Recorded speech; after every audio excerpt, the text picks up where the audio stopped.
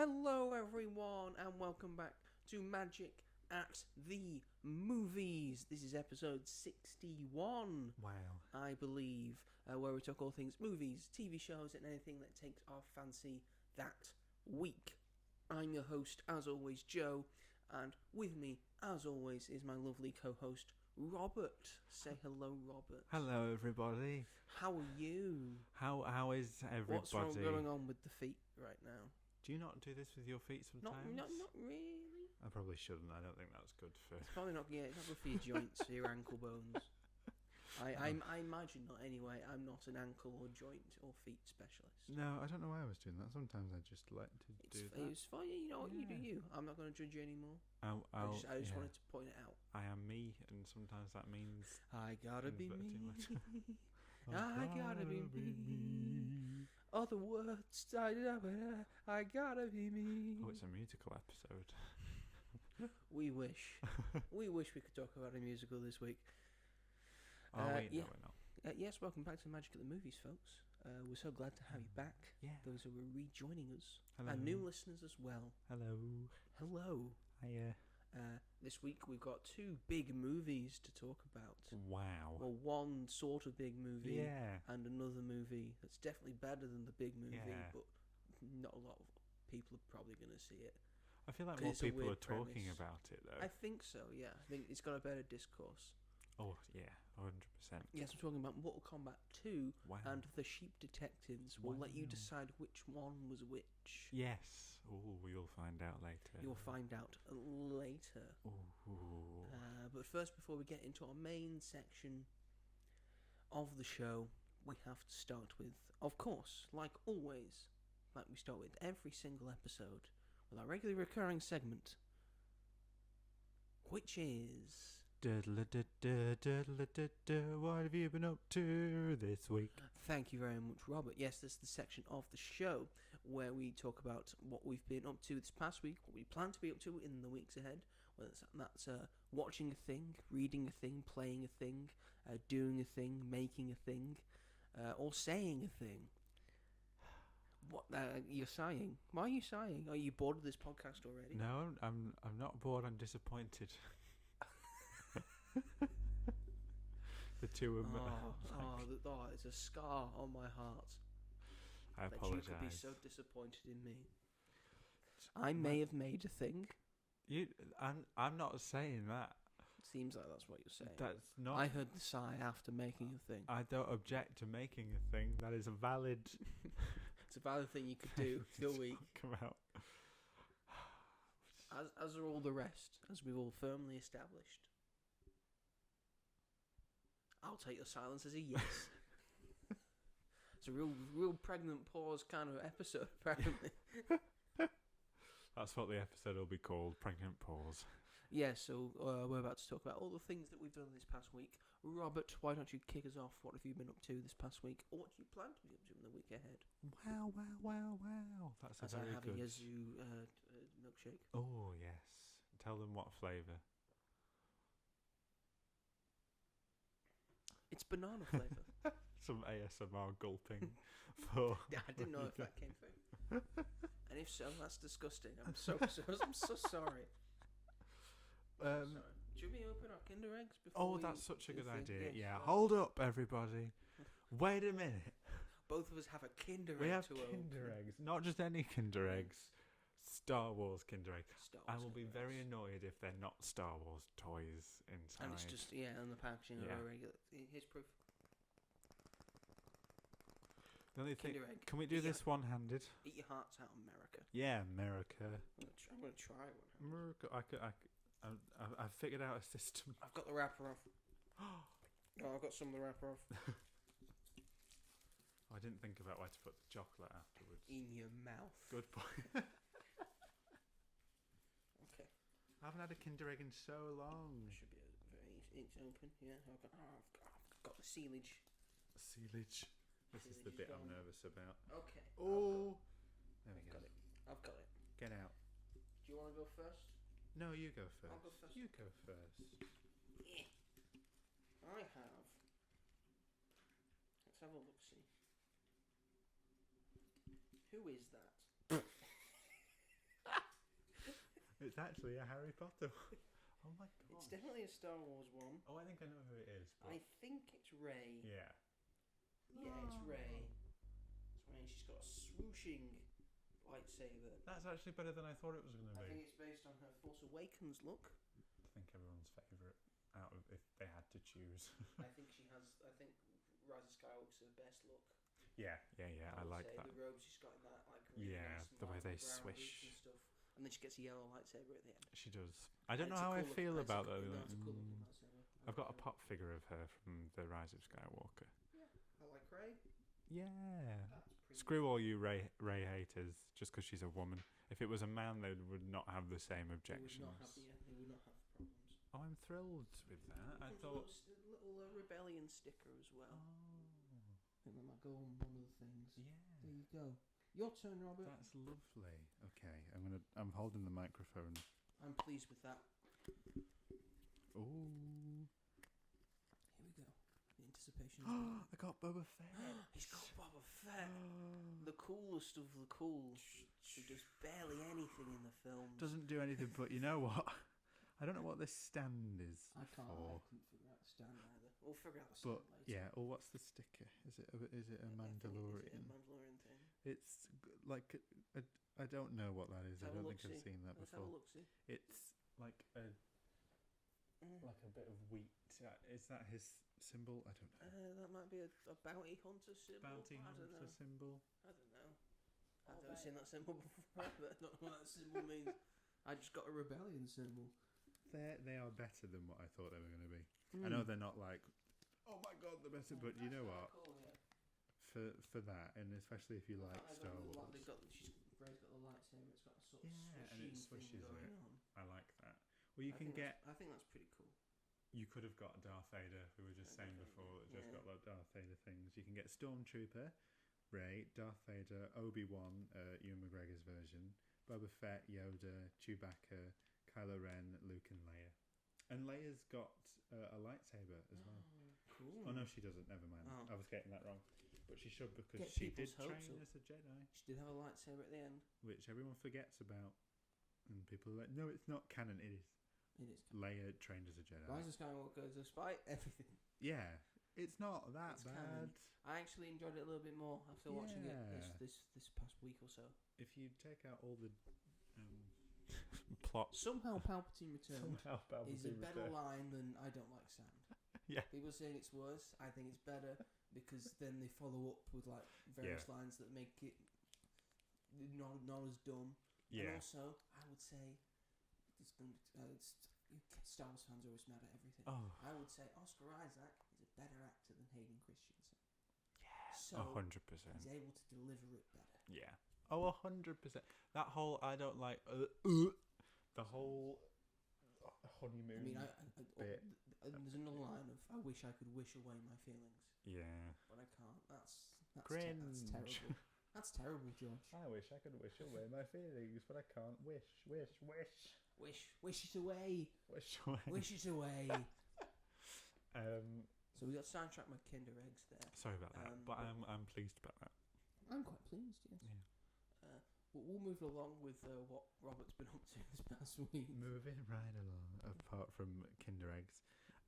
In terms of what I've been watching, so it was, when we recorded our last episode, it was Star Wars Day. So you were doing something which I will let you tell them in a minute, but we watched A New Hope together. And then I went home and watched Carrie Fisher, Wishful Drinking. So this...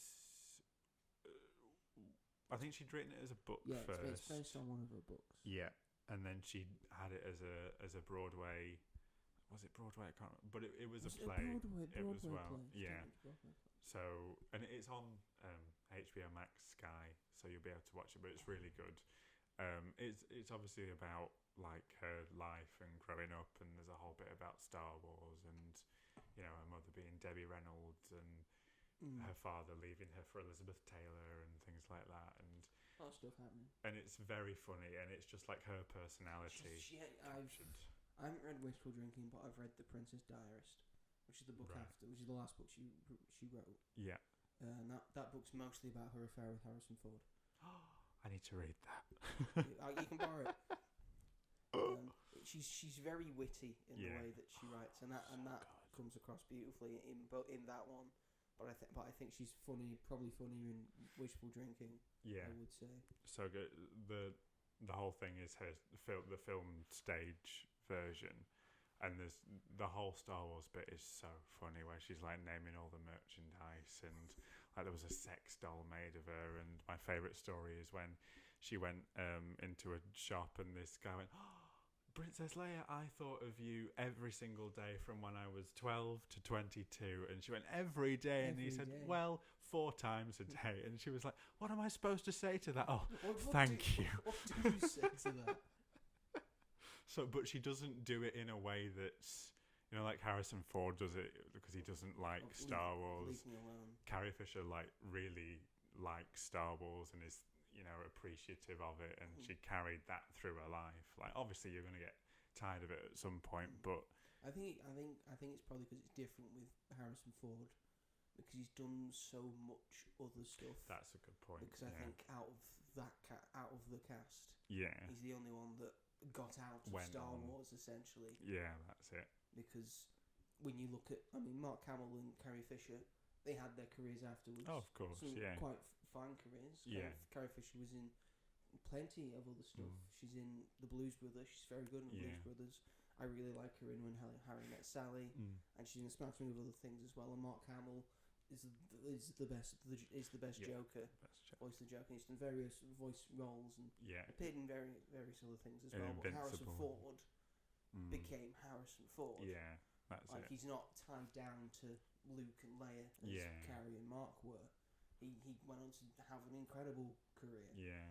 I do think it's interesting that he does have such an aversion for people mentioning Star Wars, but Indiana Jones, he seems to absolutely, and maybe because that's like his own. I've always wanted to ask that question. What is it that draws you to Indiana Jones that you don't have for Han Solo? That's it. Despite them being quite, I would say, quite similar in terms of characteristics. Definitely. And he's come back twice for it, you know. And he's the reason. And he said he doesn't want the role to be recast or made by a younger actor. But I assume he was fine with a younger Han Solo. Yeah, or maybe he just didn't have a say in it. Maybe.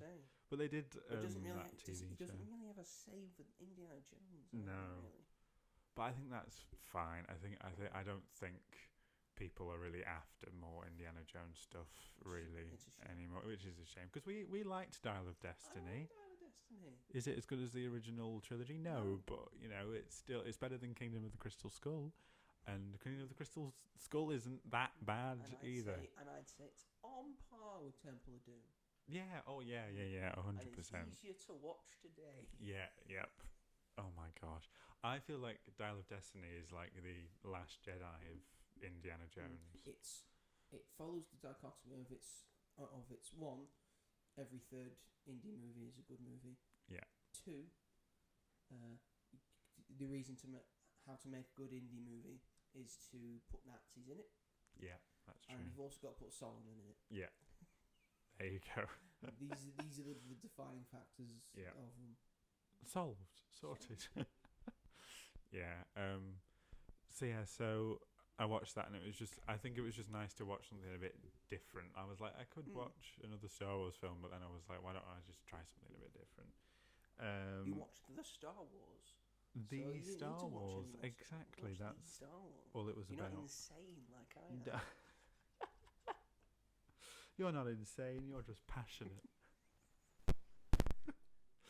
So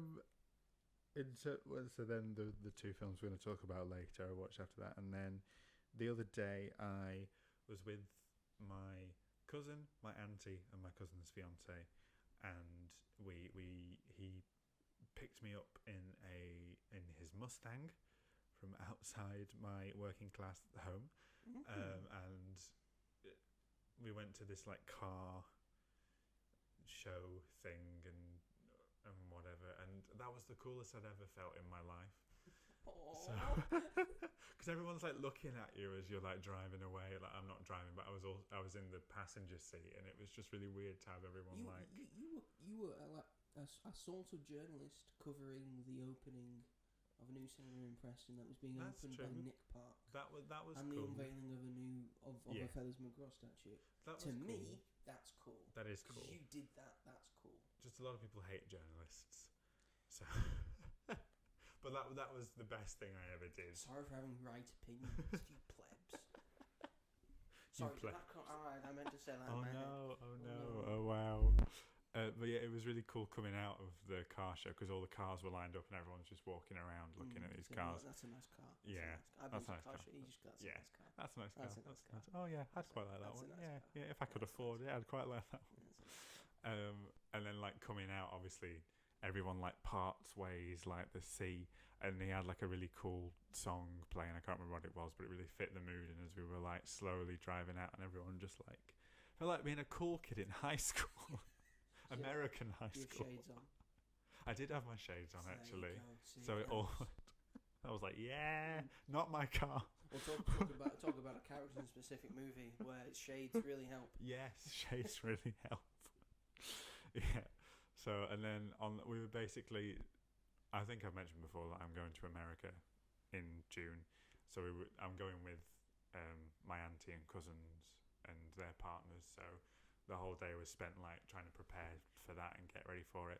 We had a Chinese, and the film that we chose to watch whilst having our Chinese was Cars, which I haven't seen in quite a long time, so it was nice to revisit it. One of my cousins had never seen it, despite the fact I remember when we were younger he had like Lightning McQueen merchandise. He was like, no, never seen it. I was like, you faker. And it was better than I remember it being. I think as time has gone on, it's gotten better. I think it's my brother's favourite film. Is it his favourite film? I love that. It's really he shot up in people's like radars. It used to be when Letterboxd was first like getting popular. It had 3.4. Now it's got 3.9, with like majority 5 stars. Which people do really. People like love cars, and I understand it for the first one because the story is just really good if you don't think about the world too much. Pope car in Cars 2. I get the first Cars is fine because it doesn't give you the chance to think about the world too much. Cars 2 takes all of that away because now you're just entirely thinking about how does this world work? What's going on? A Pope is in the Pope, so he's driving inside another car, and in London they got buses and taxis where everyone's a fucking car. It's so funny. In Italy, everyone seems to be a Fiat 500. Yeah. For Greedo. But they're brothers, they're siblings. How does that work? Does that happen? How are the cars made? How if they're like in love with each other? Do they have children? I think we see like Mater's mum or dad or something in the second or third one. I can't remember. The third one, I think. Right, and I don't mind Cars 2, and I quite like Cars 3. I haven't watched them in ages, but it was just good, and it's classic Pixar, and the animation on it is actually really fantastic. Like it's aged really well because like all the shine and stuff on the cars, it just looks so good. It looks very shiny in the first Cars. Yeah. And it's a simple story. It's a good story. Yeah. Good characters. Exactly. And my biggest red flag is that I really like Mater, and I think he's really funny. Mater's good. I like Mater. Yeah, I think he's one of those characters where you can't overuse him. That's why he shouldn't have been the main character in Cars 2. It should have been Lightning who was on that. So again, he's fine in Cars 3 because he's a side character. He's a side character. Yeah, he's not a main character. He's not main character. He's so funny. Oh my god, I love Mater. Anyway, Larry the Cable Guy has made millions off it. And they did a series, Cars on the Road, and that was actually pretty good. Quite liked that. And then yesterday I watched... All my troubles seem so far. I didn't watch yesterday, unfortunately. That's a weird film. I watched a new film on Netflix called Remarkably... If I can fucking say it.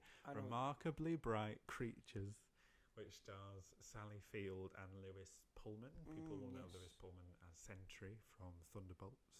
I think he's been in something else, but and I can't Bill remember Pullman's son. Bill Pullman's son, yes, of course. Nepo baby. Yeah, but a fairly decent Nepo baby so far.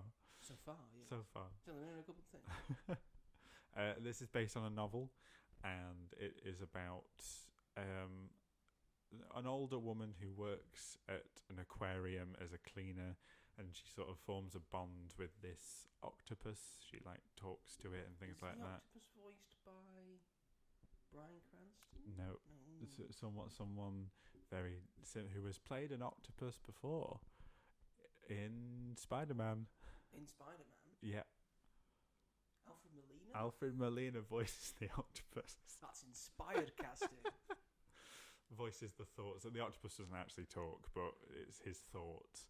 And then Lewis Pullman's character comes to this small town to find his dad because he's been like on his own for a while, something like that. And the two end up forming a bond.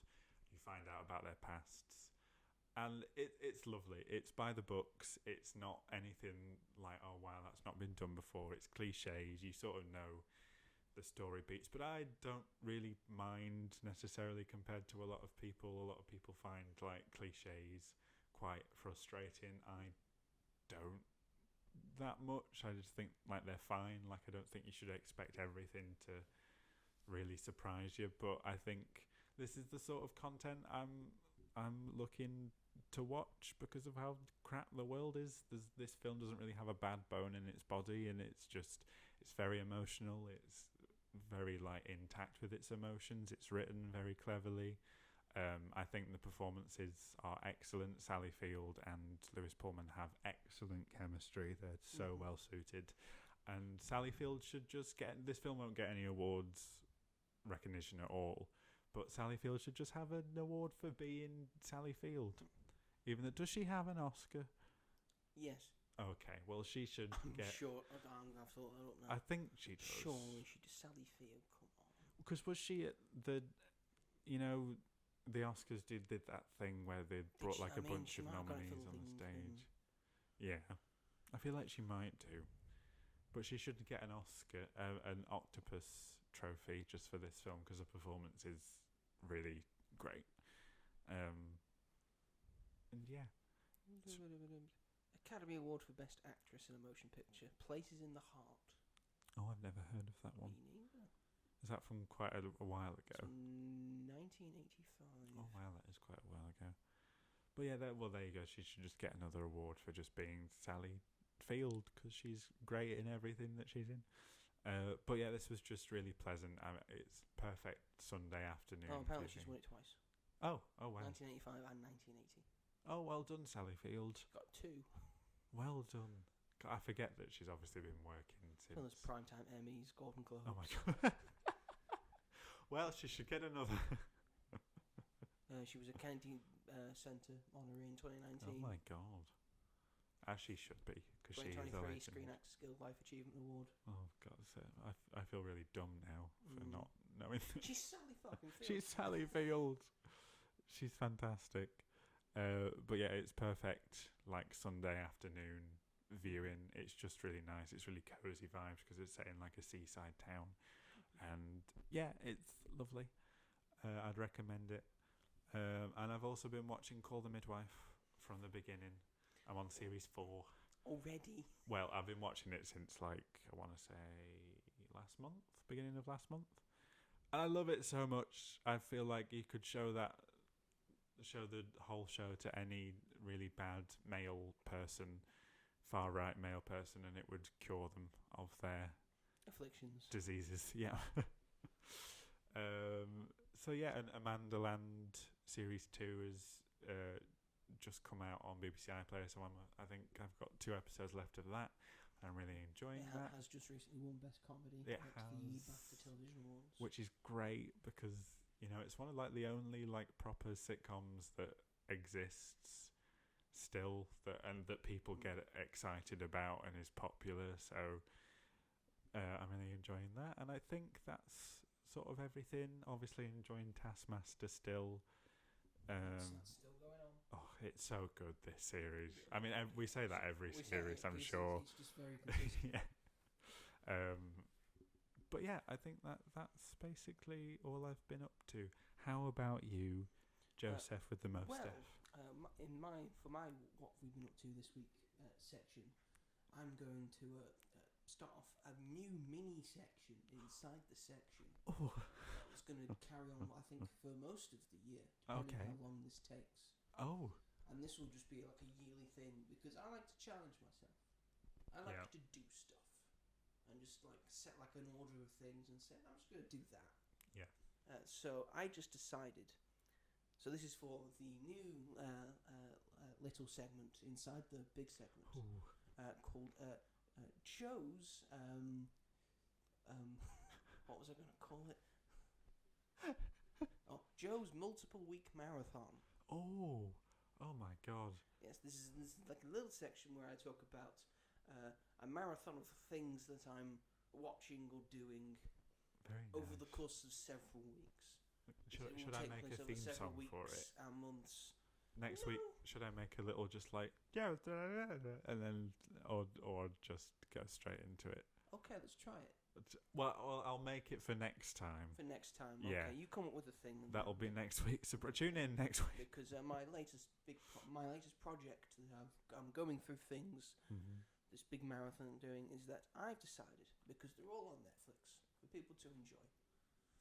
I'm decided to watch every single WrestleMania from WrestleMania 1 in 1985 to WrestleMania 42 in 2026. Oh my goodness. Sure, WrestleManias 31 to 42 I have already watched, but I'm going to watch them again. Yeah, And a for lot the of the fun of matches it. from the previous WrestleManias I have seen, but I haven't seen most of them all the way through. Right. So I decided to watch them all the way through. And I think this is going to really show the progression and the evolution of not just WWF/WWE, but wrestling in general as it went through the mid-80s into the 90s, Right. and into like the vicious and violent 90s and the Attitude Era, and then into like the early 2000s and the mid 2000s, and then when it went PG, and then when all these sort of lost big stars, you have to build up new stars and lose big stars, and see how it goes from like year to year, because WrestleMania is every like a year thing, and then it's like a sort of cap off for everything. Yeah. So I won't go through. I've already watched WrestleManias 1 to 3. I won't go through in too much detail WrestleManias 1 and 2. I will, talk about some major things that are on the show. WrestleMania 1, the main event was Hulk Hogan and Mr. T. Oh my God. Teaming up against Mr. Wonderful Paul Orndorff and Rowdy Roddy Piper, who people might know as the main character in the film They Live. Oh. That's Roddy Piper. I didn't. Oh. That's interesting. In their corners, in their respective corners, they had Hogan and T had Superfly Jimmy Snuka, who was like big star in his day, and then in recent times he was found out to do some very crook stuff in that day, and then he died, so no one gave a shit. No wonder he was in Hulk Hogan's corner. All along, that's why Hulk liked the guy. And in Orndorff and Piper's corner, they had Cowboy Bob Orton, who normally wrestled with a cast on and like use it to cheat and stuff. And he had a pretty decent career, but he's now mostly remembered as being the dad of Randy Orton. Okay. The guy who hits all the RKOs. Oh, okay, right. Of course. Yeah. RKO from out of nowhere. That's Randy Orton. Yeah. That Much guy. better wrestler than his dad, I will say. Oh. Yeah, so that was the main event, and this was like the first WrestleMania. It was like a sort of like mix between. This was the start of the rock and wrestling connection. It was the cap off of the rock and wrestling connection, where like they were merging things. They had like shows on MTV and stuff, and celebrities were getting involved. So there's a litany of celebrities like taking place in like the main event. You've got a special guest ring announcer, which I think the announcer for the NFL or the NBA or something. They had a special guest timekeeper.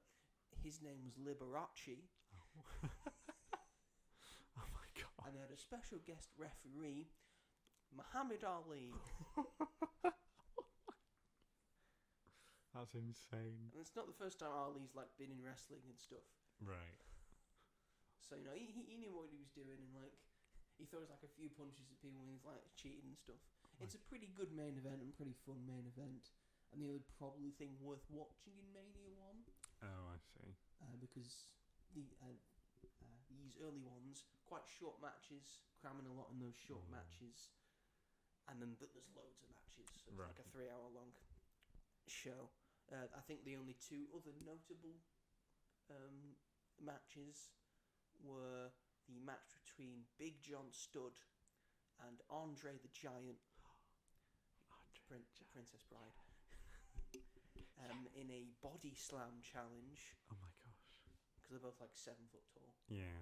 And the challenge was Big John Studd doesn't think Andre can body slam him, and he thinks he can body slam Andre. So it's a body slam challenge.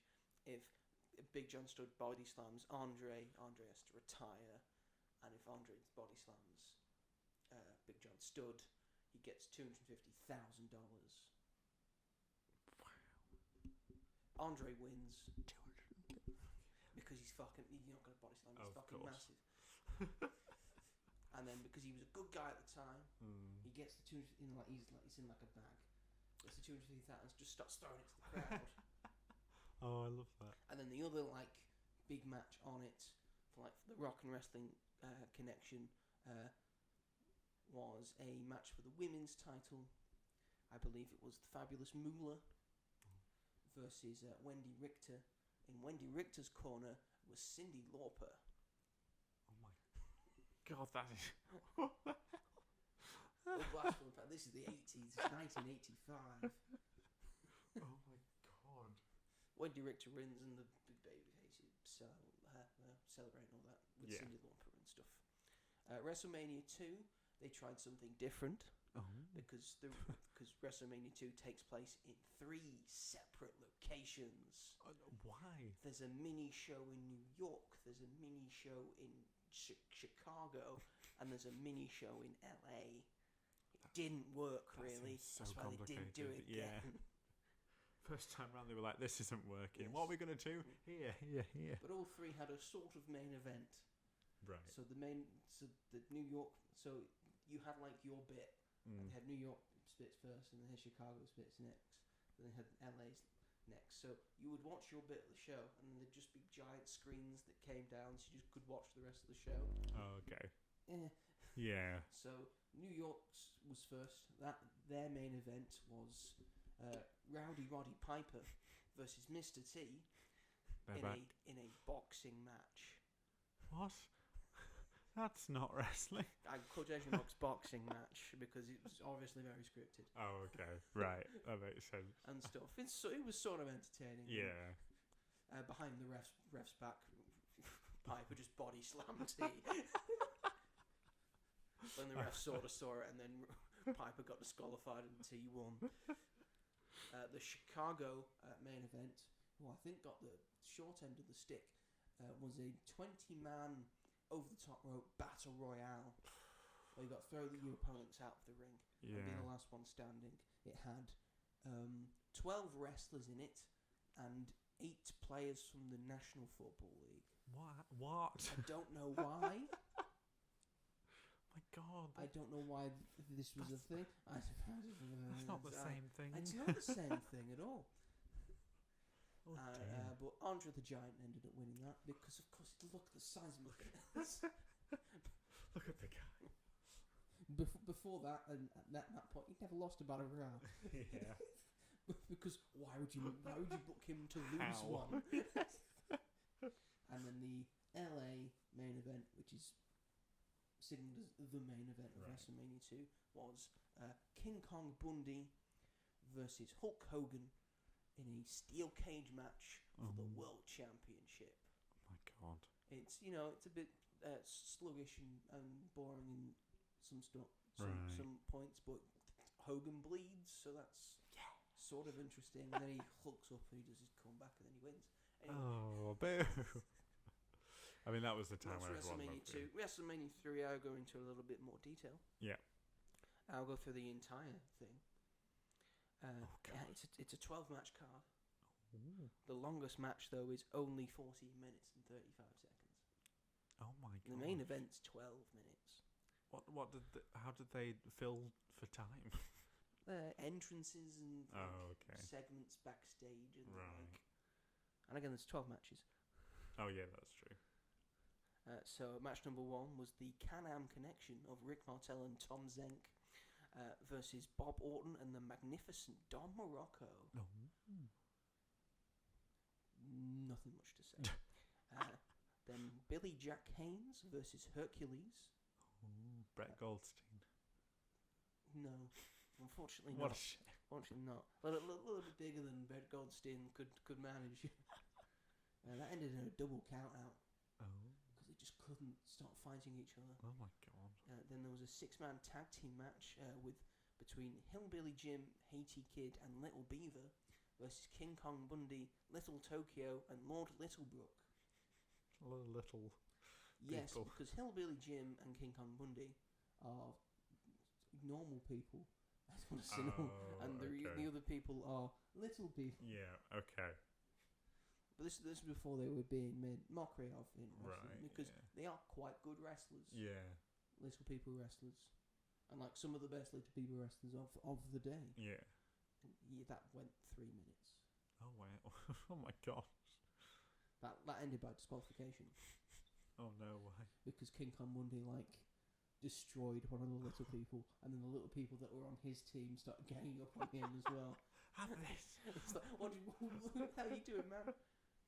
And then we had King Harley Race versus the Junkyard Dog to be crowned king, and the loser must bow.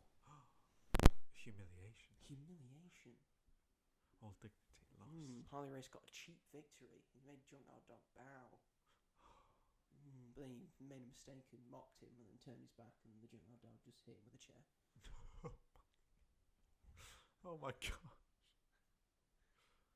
Next up, the Dream Team of Greg Valentine and Brutus Beefcake, with Johnny Valiant and Dino Bravo in their corner, versus the Rougeau brothers of Jacques Rougeau and Raymond Rougeau. Not the Rousseaus. One of those sounds French. The other one has a name called Raymond. Raymond. and Jacques Rougeau and Raymond Rougeau. Raymond. The Dream Team win. But there seems to be a falling out between Greg Valentine and Brutus Beefcake, who just left him on his own. What's going to happen? We're going to find out what's going to happen in the next match, because the next match is Roddy Piper versus Adrian Adonis in a hair versus hair match. Hair versus hair? Yeah. I don't know what that means. As in, if you lose, you get your hair cut off. What the fuck? Oh my Roddy god. Piper wins and Adrian Adonis has his hair cut off, and Brutus Beefcake comes out, helps Roddy cut his hair off, and past that, that's how Brutus Beefcake got the gimmick Brutus the Barber Beefcake. Oh my god. That absolutely brutal. I know, right? Next up, Danny Davis and the Hart Foundation versus Tito Santana and the British Bulldogs. Of Davey Boy Smith and the Dynamite Kid. Davey Boy Smith's from Manchester. He's from our neck of the woods. Shout out him. The Hart Foundation win though, which is unfortunate. Next up, Butch Reed with his manager Slick. Versus Coco Beware.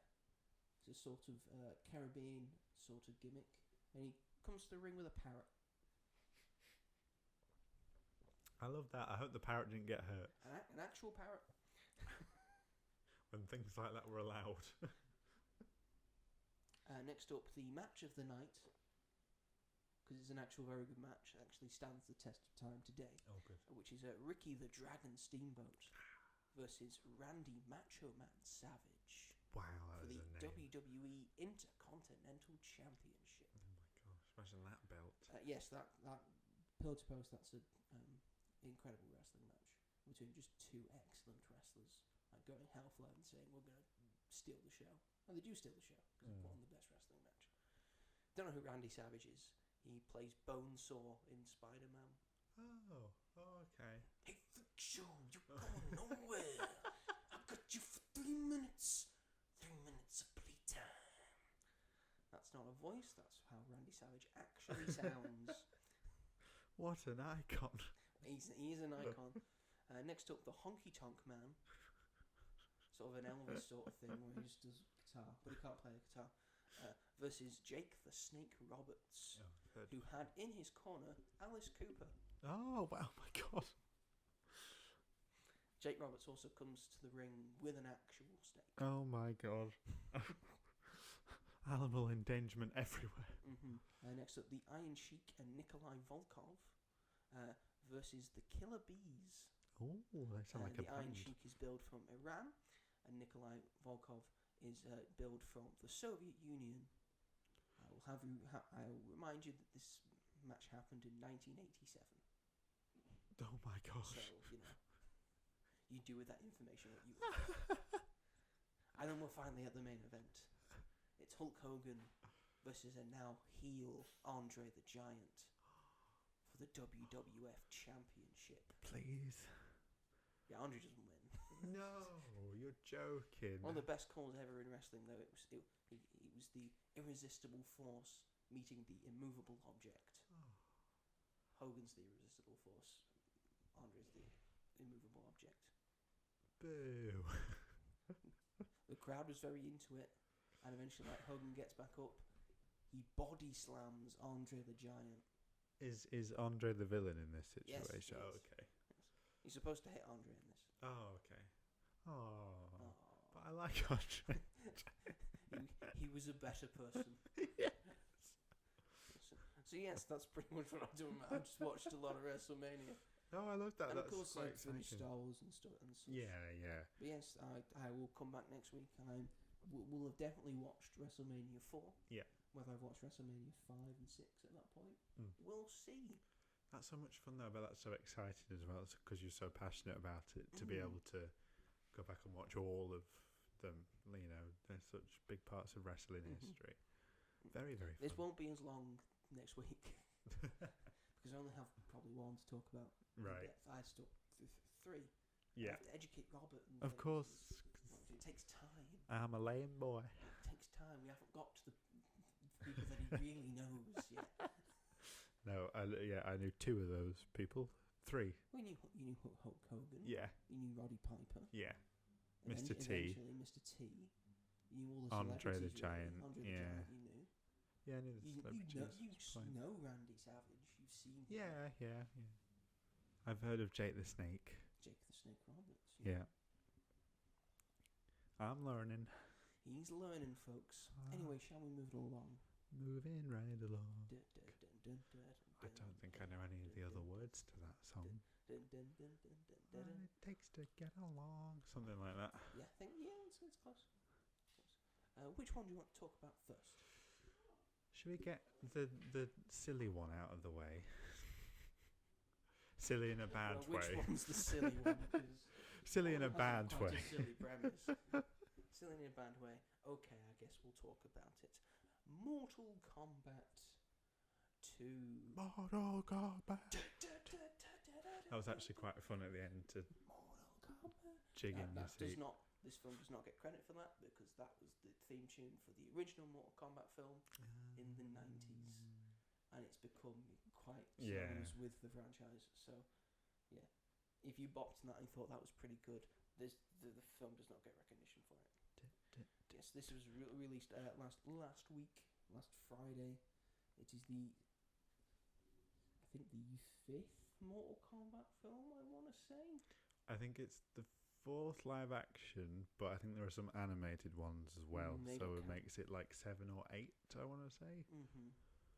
This is directed by Simon McQuaid. He did direct the original Mortal Kombat 2021.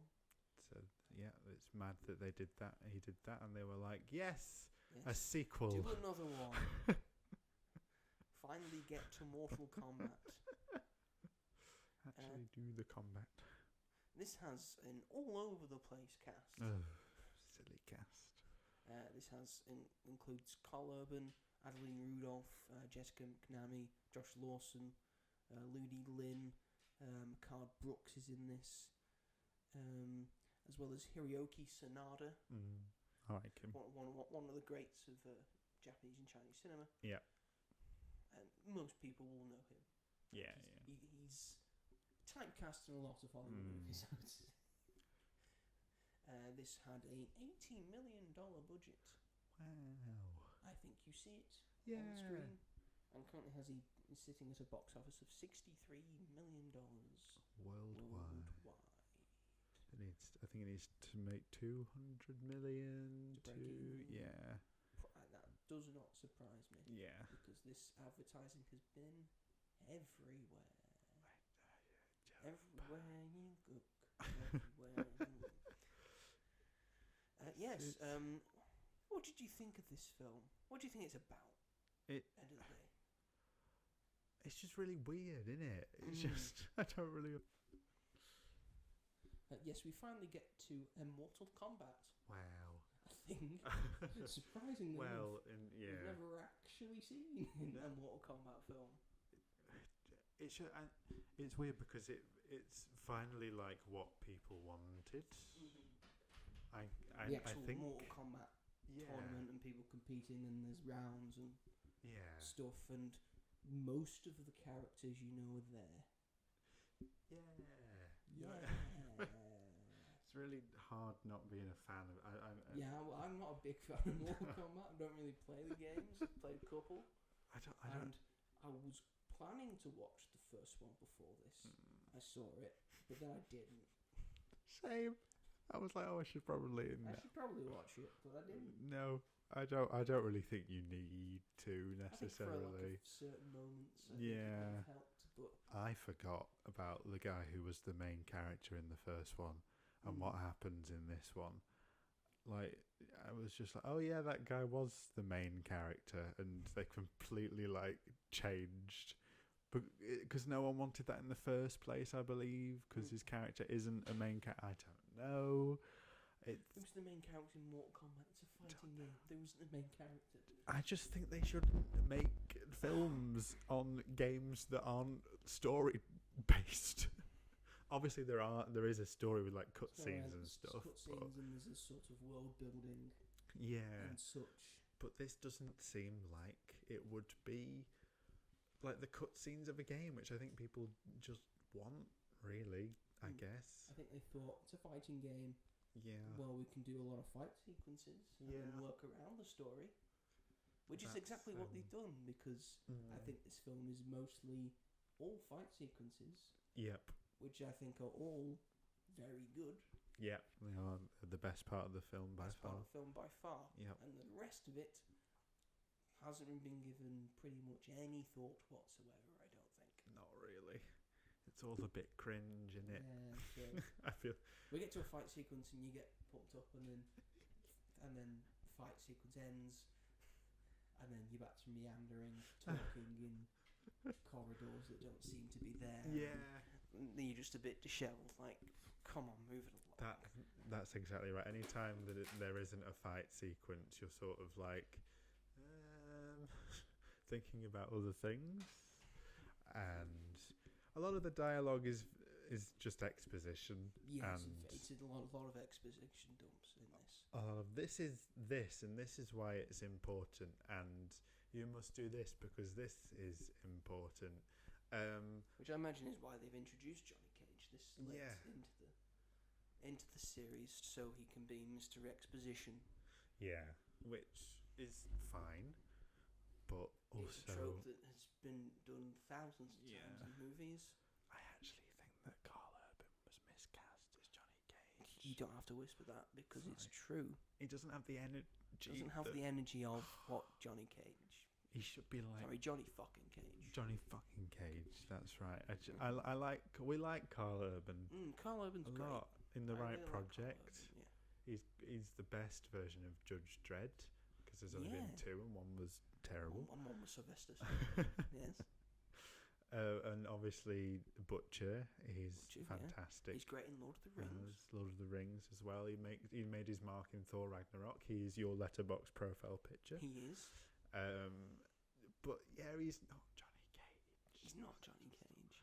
And there was just this is a Glenn Powell role. Oh, it should have been Glenn Powell, but I think Glenn Powell's sort of Glenn too Powell big was for probably this. busy Yeah. doing all the various things he's doing. Because the rest of the cast is just like I'd probably seen them somewhere, but I wouldn't be able to tell you where from. They were pitting everything on the big name that was Carl Urban, and it's got decent box office.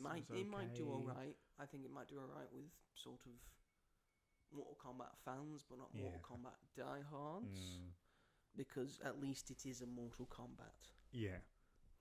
Did you see this at the View? I did see this at View, yes. Do you recall how many show times there were per day? There were quite. I think there was about 5, 6. 5 or 6. It was both Sheep Detectives and Mortal Kombat 2 were still like showings below Michael and. Oh, okay, right. I think Devil Wears Prada. Devil Wears Prada 2.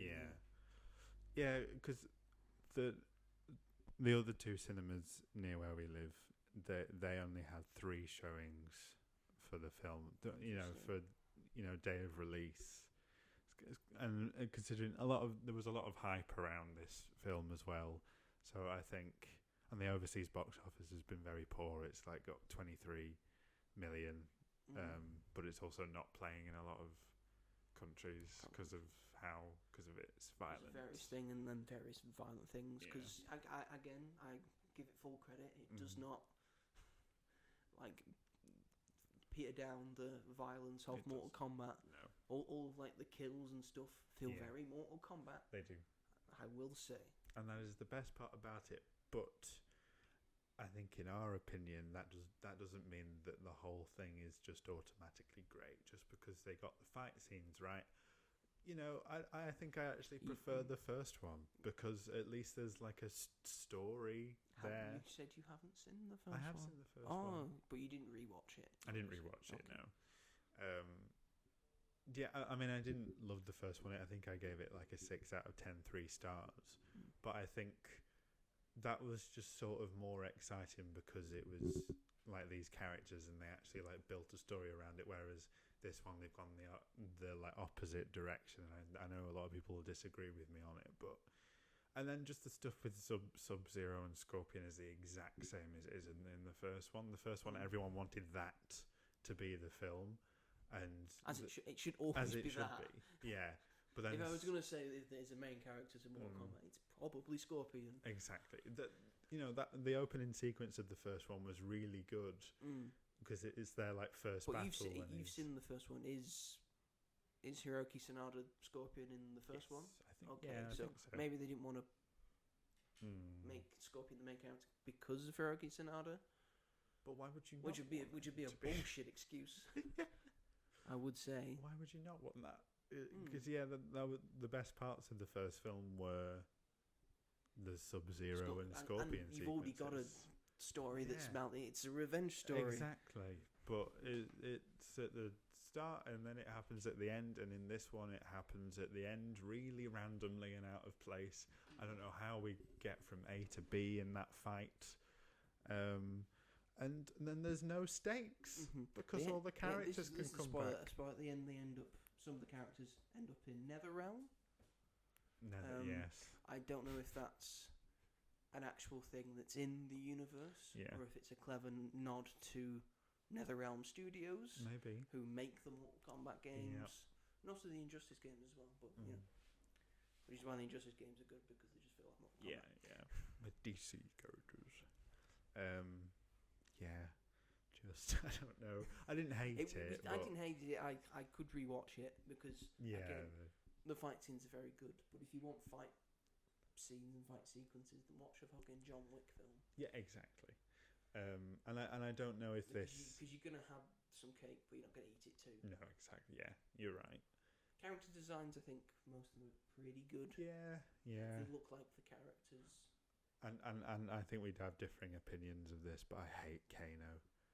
I love Kano. I thought Kano was like the brightest spark in this film. He did give it some energy that it needed. He was energetic. Yeah.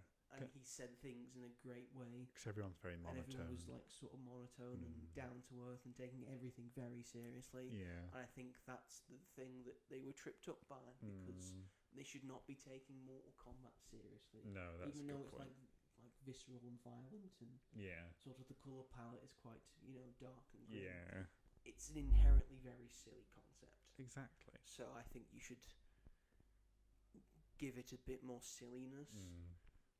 And maybe because Johnny Cage was a bit too serious for me. Yeah, he should have been more silly, 100%. as he normally is in the in the games, which I think is probably why Street Fighter later this year is going to be a better film. Yeah, it looks because better. It's not taking itself too seriously. Yeah. And I think knows what its IP It's is about, embracing knows its it, audience. I guess it's That's right. it's sort of embracing the silliness of Street Fighter. It does. And That does trying look to better. do it quite accurately. Yeah, you're right. And is it just me, or did this feel like it was filmed during COVID? Probably was filmed during COVID. It felt just so like spaced out and just I don't the know. Sets seemed real, in a sense. They take us to a lot of locations that look like arenas that you would maybe fight in Mortal Kombat. That was a nice touch. Yeah, And definitely. having like the round thing at the top signifying who's won and lost. Again, nice touch. Yeah. All the characters look accurate. Again, costumes who's the main bad? Shao Kahn. Shao Kahn, Katana looks good. Kung Lao and is very good. Raiden looks incredible. And again, I think Scorpion looks good. I think maybe a little bit more yellow. I think would have gone a long way. Yeah. And I know Sub-Zero has gone through a thing. He's in another own thing, so he's going to be less blue, but should just make him blue again. Just make him blue. Just make him blue. Just make him blue. Just make him blue. There seems to be scared of vibrancy nowadays. A lot of studios, which is a shame. I liked Baraka. Which one's that one? He's the one with the teeth. Yeah, I quite and like. he got him. kicked in the butt. He got punched in the balls. Which then gave him like a lot of respect. It's like, yes, you punched me in the balls. Well done. 10 out of 10. That was probably my favourite fight scene. I think I want to say, despite the fact it had no gore, pretty much no gore in it. Yeah. At all. It was just. It just felt like it had more stakes. Yeah, and it actually gave Johnny Cage some characterization at least. Exactly. All right, I can just pretend to be a badass. Yeah. I'll put my shades on and I'll do this. That's it. You're right. That was the best. More and more of that, I feel. And it also they kept the fate of humanity lies within it, but I never felt that because apart from you don't Johnny see Cage, the outside world is very much closed off in this film, so it's just you could never really see what was actually at stake. So 100% agree. Yeah. Mortal Kombat 2. Mortal Kombat. Again, it's a bop. It doesn't deserve to. It's a pop. But yeah, if you like Mortal Kombat, if you play the Mortal Kombat games, you might get a kick out of it. You might enjoy it. Again, the fight sequence is very good. If you're there just for them, you'll have a nice time. Yeah, exactly. Just be wary that the bits in the middle are a bit boring and dull and make no sense and are a bit shit. Yeah, that's a lot of miscast people. That's basically it. Yeah. And it much as I like Hiroki Sanada, why didn't you just make him say "get over here"? They just took the thing from the game and just put it over and just let it's those moments that just feel get forced. Sanada to say "get over here." And tacky. You think he can't say it? Yeah. Get over here. No one said fatality as well. I was like, if you're going to do it, do it. I thought someone was going to say fatality. Yeah, but Shao Kahn did say finish him at one point. That's true. Yeah, and that sort of felt more natural. I don't know why. Someone should have said fatality. Someone should have said brutality. Someone should have said friendship. Yeah. Friendship. But yeah, you might get a kick of it if you're a Mortal Kombat fan. But you probably will. If you're not, I'd say best leave it alone. Yeah, don't bother. Shall we move on to our next film? Yes. We're more excited about this one somehow. Yes. I'm so glad. Actually, first let's go on Letterboxd and look at some reviews for Mortal Kombat 2. And see what the people are saying. What do the people say? What do you hear the people say? Things about Mortal Kombat 2. Yes, there's your review. Why does it feel like this was filmed during COVID? I guess this just isn't my thing. I guess it isn't your thing. It's not my thing. Here's some popular reviews. This is a 2-star review. Butcher doing literally anything but killing Homelander. I saw that. I liked that. A 3-star review. I know they wanted Glenn Powell for Johnny Cage. I just can't prove it.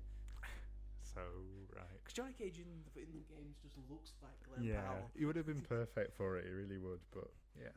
And Glenn Powell's like not young. Like No. He's in his 30s. Yeah, so he's look like perfect. A sort of older, Yeah. jobbing actor. 3-star review. That theme song still goes harder than anything else in cinema after 3 decades. It is a very killer true. theme song. It did make me want to watch the original one, to be fair, because I've heard it's not that bad. It's not that bad, the first Mortal Kombat. But, you know, it's But the second one... The second one can get in the fucking bin. Here's a 2.5-star review. Oi, oi, Raiden. Shao Kahn done killed me friends and took me bloody amulet. Say that in a Billy Butcher voice. That's what I can't do. A 3.5-star review. Katana literally wins. Flawless fucking victory. She does. Yeah. Yeah. That was a great kill at the end, I thought. Yeah. It's a good one. I just kind of felt like about Katana, though. I don't know why. Yeah, I don't know when they made the sort of main character. Yeah. The main character is Katana and Johnny Cage. Yeah. I don't know. I was just like, okay, this story. And here is our highest review, a 4-star review. Oh, wow. And it's got heart. They love this film. That's fair enough. This story is a bit light. The story is a bit light. It's a bit ham-fisted in trying to fix the mistakes of the past film. But who the fuck is watching a Mortal Kombat movie for the story? It's very true. You're here to watch the fights, and you definitely fucking get them uncaged and raw. Yeah. I can totally agree with that. Yeah. I do sort of think, though, then if it is just the fights, then why don't you just play the game? Why don't you just play the game? If you're going to turn it into a film, it needs more than just... Just watch a YouTube video of all the best fatalities. There you go. That's what I used to do when I was a cynical 15-year-old. Cynical 15-year-old. Move your coat. Holly wants to get up. Sorry, Hall. Come on, lovely. Up you get, Hall. There you go. Good girl. And then my review was this film takes itself too seriously. Yeah. At least Kano knows how to have fun. Yeah, that's a good point. Very good point. Moving on to the Sheep Detectives. If you look at this, you think, that's not going to be any good. No. But trailer wasn't. Trailer was not good at all. But yet we both still went and watched it. This is directed by Kyle Boulder, who co-directed the Illumination films The Lorax, Minions, and Despicable Me 3. I like all those films. I'm not ashamed to admit it. And also had a part in Minions 2, The Rise of Gru. So that's a fan. So he's got some pedigree behind him in terms of like humour and family stuff. It was written by Craig Mazin, who, among other things, he's written the HBO historical disaster drama miniseries Chernobyl. Oh my gosh! This stars. I'll go through the live action cast first. Yeah. Hugh Jackman, Nicholas Braun, Nicholas Galazit, Molly Gordon, Hong Cho, Emma Thompson. Always good to see her. Tosin Cole, Comna Holbrook Smith, Conleith Hill, and Mandeep Dillon. Can I just say, how does Tosin Cole continue to get work? I think he's a terrible actor. And Ryan was not a very good companion in Doctor Who because he was not a very good actor. He's been in The Court at EastEnders, as well as Hollyoaks. He is a soap actor. He's not. If I've never seen one. But only... here is the voice cast. The Sheep, essentially. Yeah. We've got Julia Louis-Dreyfus. Val from Thunderbolts and various other things from the MCU. We have, and she's Lily. Yeah. These are all the names of the sheep because Hugh Jackman is a shepherd. He's named a sheep. We have Bryan Cranston as Sebastian. Yeah. We have Chris O'Dowd as Moffle. We have Regina Hall as Cloud. Regina Hall is voicing a sheep. We have Sir Patrick Stewart Sir Patrick Stewart. as Sir Richfield. We have Bella Ramsey as Zora. Oh, I loved Bella Ramsey. We have Rhys Darby as Wool Eyes. Yep. And we have Brett Goldstein as Reggie and Ronnie. So good.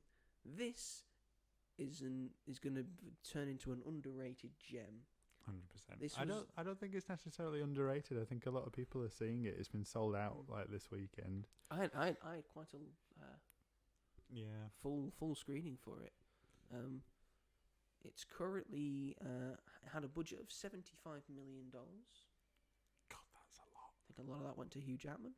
Yeah. For his limited screen time. And it currently has a box office of $27 million. It should not have cost $75 million to make. Oh my God.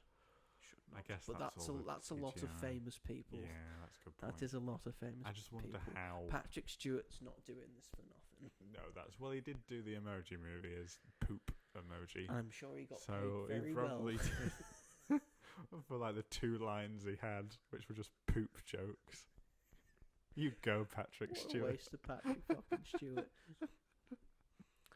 Yes, 27 million. This is a very British-oriented film, so I don't know how well this is going to do in America. I think how well this is doing in America. I think it made 15 million domestic, which for a film like apparently that's Hugh Jackman's biggest opening outside of Wolverine. Outside of Wolverine films. So that's hilarious to me. Because The Greatest Showman didn't do well off the bat. Yeah. He just stuck around in cinemas and then did well progressively. But yeah, I think deserved because this film's pretty good. It is. It really is. Surprisingly very good. Oh, such a good time. What did you think overall? It's just delightful. I mean, like what everyone's saying about it is that it's just charming and funny and just I don't know what it is that everyone's just sort of like gravitated towards this, but I think it's because you know exactly what you're going to get. It's not pretending to be anything else, but it just gets... It knows what it is and it's just having a nice time doing it. Exactly. It's Knives Out but with sheep. What more do you want? And it's really good. I'd say that it's like... What if Benoit Blanc was a sheep? I'd say it's maybe as good, if not on par with Glass Onion. I think it's no, it's not as good as Glass Onion. let's not get too ahead of ourselves. I don't remember much of Glass Onion, to be fair, but it's my least favourite out of the 3, so I think that's why. But if this was set in the Knives Out world, you would believe it. I think it might be. I would love that. I'm surprised that Daniel Craig didn't have some sort of cameo. It's like, you don't need me. He's busy. Can't get him in everything. That's true. I just had the best time, and it was just delightful, and I thought that it was a solid mystery as well. Very solid mystery. I was shocked by the twist at the end, which called me simple-minded, because I think my friend said he saw it coming from a mile away. I but did see it coming. I was honestly... Because I think it was quite obvious, considering how much time they were spending on a specific character. That's a good point. That's just my brain, I guess. I was just, when they were like, oh, so it's not this person, who could it be? I was like, there's no one left. This is insane. And then they revealed it, and I was like, oh, okay. But just the cast the cast are actually like taking it seriously. They're having fun with it, but it's not just like a paycheck gig. You can tell, like, especially the voice acting. Like, I think that's really well done. Everyone's doing a very good job. Yeah.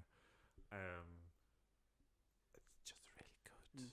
It helps when everyone knows what kind of film they're in. Yep, that's true. And when you know what kind of film you're in, you can elevate the film. That's right. And and they do. And Hugh Jackman's only in it for like 5 minutes total, but he makes his mark. Makes an impact. He's very good. His shadow is like cast throughout the rest of the film. I love Emma Thompson in anything. I thought she was hilarious. Emma Thompson just we can't say more about Emma Thompson. Her costumes as well, like the vibrant like 2-piece suits, were just fantastic. She comes in And she says, "I'm in charge now." Yeah, it tells And everyone to everyone's shut like, up. yes, Emma Thompson, you are. Whenever the policeman speaks and she's like, shush. Yes, treats everyone like they're a child. She's great. I liked the development of the police officer. I thought that was really funny. Yeah, a sheep helping him solve the case.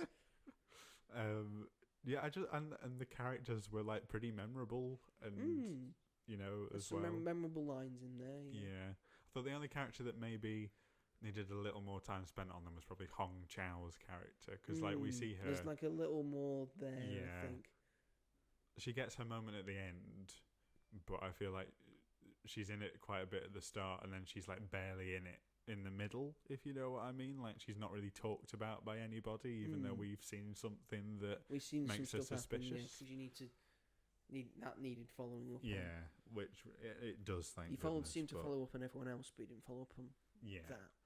And a lot of the stuff that happened at the end really made me emotional. Yeah, it's got some emotional moments. It does. It was very well done from that perspective as well. It's very well written. Very well written. Which you wouldn't imagine from someone who wrote Chernobyl. No, exactly.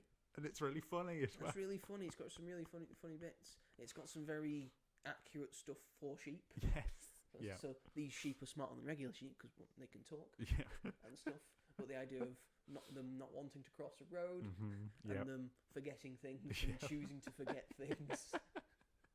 That was so clever. But then having a sheep that can't do that, remembered everything, and can remember everything. It's great things for later. That was so sad as well. It was very sad. Oh God. The fact that he's had to go countless times to see everyone he loves die. Oh. How long does sheep live? And he's the only one that remembers. He's the only one. Oh. It's sad because Chris O'Dowd as Chris well. O'Dowd. He makes it even sadder. I don't know why. I like all the look of the sheep because they're all different sheep. Like Lily's, like we got Shetland sheep, Icelandic leader sheep, merino sheep, Bore sheep. Like there's very different kinds of sheep. I liked the way they rams and stuff. Yes. Yeah. I would say, but out of all the sheep, because some sheep I think are designed to sort of look like the actors that they are portraying. So Patrick Stewart's Sir Richfield has a sort of like oldish aura about him. So he's got a sort of Patrick Stewartness. Yeah. To him, and Regina Hall's Cloud. Yeah. Looks very sort of fancy, as Regina Hall is. Yeah. It's Regina Hall. I see. I think Bella. I don't want them to take this as an insult if they ever listen to this. I think Zora, voiced by Bella Ramsey, looks quite a lot like Bella Ramsey. Yeah. I think it's the hair. I think so. Yeah, because it's the only one that's got like proper dark out of the sheep stuff. It looks like it looks more like a face. Yes. And it's like sort of shorter, so it looks more human like. Yeah. Because they're not a lamb. They're sort of in between. They're not a lamb. They're not a sheep. They're sort of in between. I think it just looks a lot like Bella Ramsey. Yeah. I thought they were adorable, and obviously she's not the age that sheep's supposed to be, but she did a really good job in making them like a child. They're still youngish. Yeah. So of course they're going to be in young things. That's true. There's a bit where like I think it's Patrick Stewart's character asks them a rhetorical question, and her character just goes duck. And he goes, no, it's sheep, and that really made me laugh. There's a bit where I have a question, and it's like a very deep question. I have a question. What? Oh, and the little what was it called? The one that they're prejudiced to. The winter lamb. Oh God, that was the cutest thing I've ever seen. Oh, it's adorable. Life. Tiny little lamb. And the way like Hugh Jackman would interact with it, and the development with that as well. And the relationship between Lily, Julia Louis-Dreyfus, is sheep, and Bryan Cranston as Sebastian. Yes, that was a good relationship. Oh my God, characterization for them. Turn into a cloud. heartbreaking. Really Crying over sad. sheep. What's going on? Oh, and then the end. Oh my god. And I really like Brett Goldstein Yeah. as Reggie and Ronnie. So good. I love that Brett Goldstein just plays these really like hard, rough and tumble, but in real life he's actually an absolute sweetheart. He's lovely, and he loves the Muppets. Does he? Yeah, because he does comedy shows and stuff. Because he's an actual comedian. I think on one of these comedy shows, he says the reason why the Muppets work is that they're all shit. Like all the stuff that they do and like doing, they're shit at it, but they love it.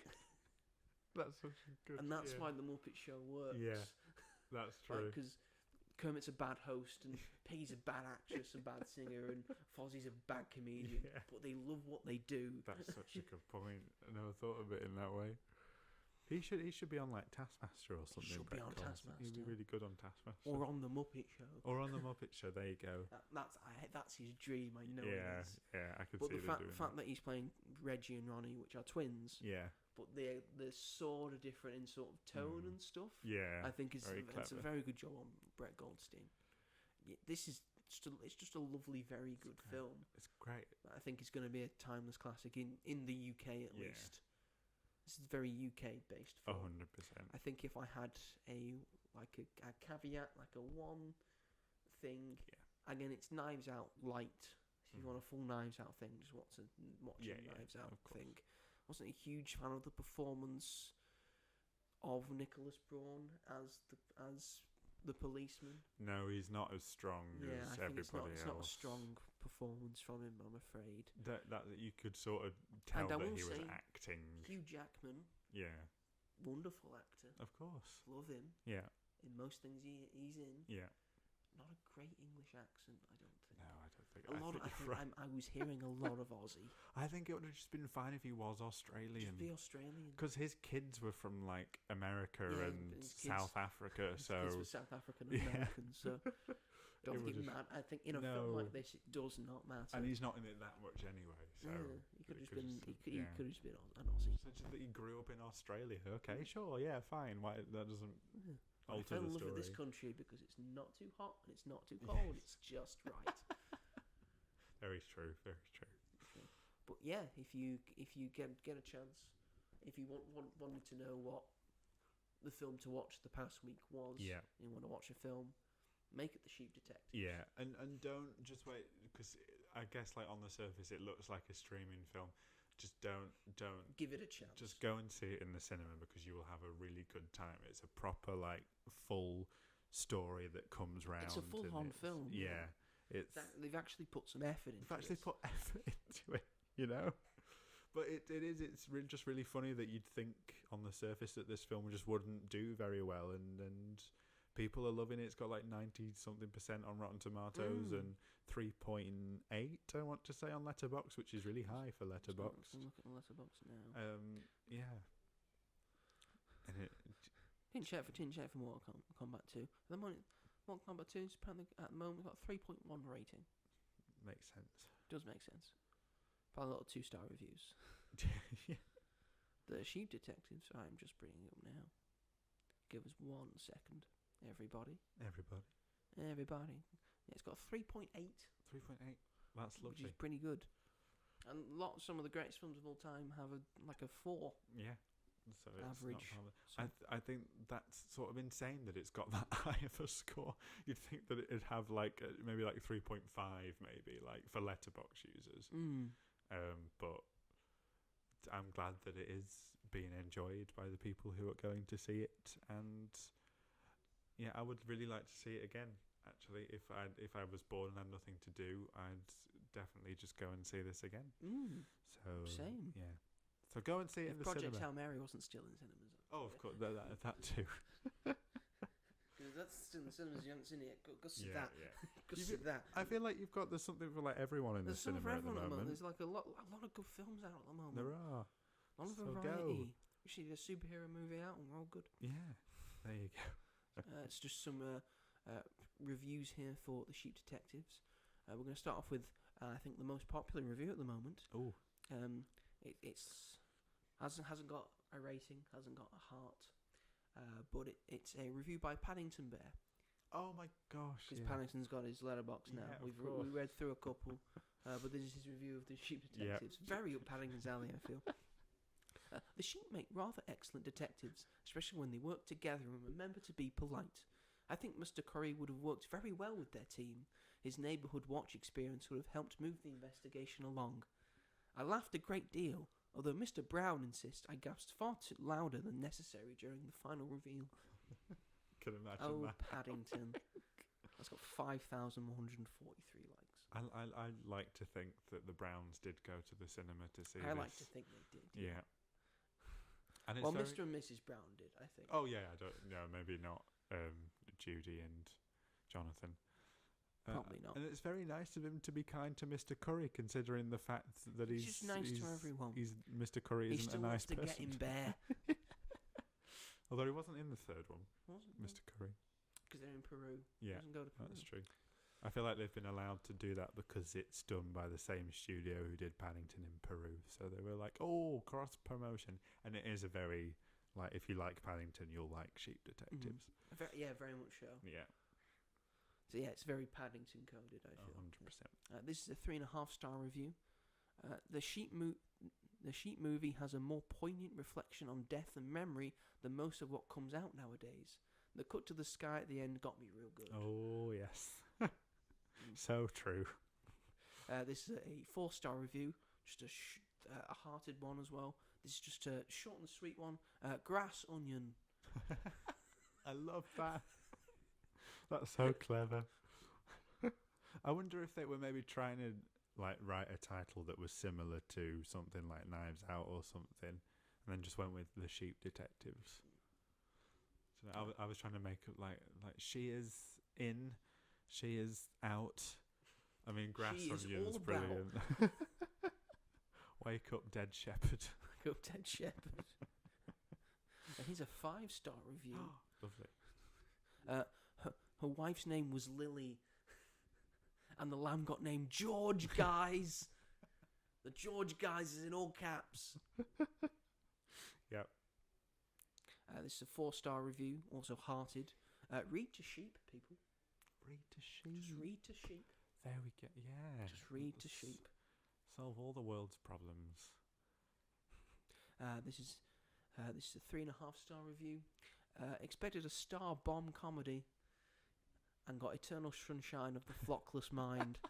Best heartfelt family comedy I have seen in a long time. I cried multiple times.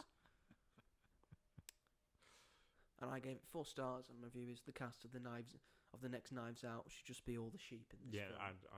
I agree with that. I think that makes perfect sense. I mean, if the next Knives Out cast was, Daniel Craig as James Bond. Yeah. But Julia Louis-Dreyfus, Bryan Cranston, Chris O'Dowd, Regina Hall, Patrick Stewart, Bella Ramsey, Rhys Darby, and Brett Goldstein. That's perfect. Sorted. So many members. Perfect. Is that the show? I think that might be the show. Oh boy. Oh boy. Oh boy, we had a show. Oh, have you felt we've had a show? Oh, but we have had a show. This has felt like a real show. A real. But as I said last week, Robert, I hope you've prepped, hope you've prepared, because it's over to you once again to end the show for us. Thank you for listening, fellow Aussians. Did you practice at all? No. Okay. If you like, I'm not going to help you because I'm going to eat Kinder Egg. So. If you like this episode, if you're watching on the YouTubes, please feel free to like and subscribe. Make sure you subscribe. If you're listening, why not subscribe and hit that notification bell so you never miss a video or a podcast episode. And if you're not watching this on YouTube, listening to this on YouTube, where might they find this episode, Joe? I don't know. Why don't you tell them? Okay. You might find it on Spotify, Amazon Music, Apple Music, what's the other one? Sony Podcast, or wherever else you may get your podcasts. If you want to follow us on social media, then you can follow me on Instagram. I'm robghall. Joe is the Mighty Joe 888. There you go. It's a different thing. Don't question it. Don't think about it. And we're both on Letterboxd. I am Rob on Film. Joe is Ginge 101. There you go. If you want to follow us and look at all the crap we've been watching and what we think of it, then there you go. My stuff. Behold my stuff. That's very good bio. Joe does like one line of funny reviews, and I do in-depth waste my time reviews. That's a very good. Someone should hire him. Thank you very much for saying that. I'll give you that tenner later on. I do one-line reviews, and I couldn't come up with Grass Onion or Eternal Sunshine of the Flockless It's hard. Mind. It's great. Now you see it, you're like, oh. It's like, but that's just... At the time, it's like, oh my gosh. And next week, the film Obsession comes out. Horror film. I think The Christophers comes out. The Christophers comes out. That's an Ian McKellen film. I'm quite looking forward to that. That looks good. Apart from that, I don't think there's much. Slow episode next week. Or might come with a topic. Who knows? Yeah, I don't think there's much out next week. But we'll see. We'll see. Because the week after that, we got... Are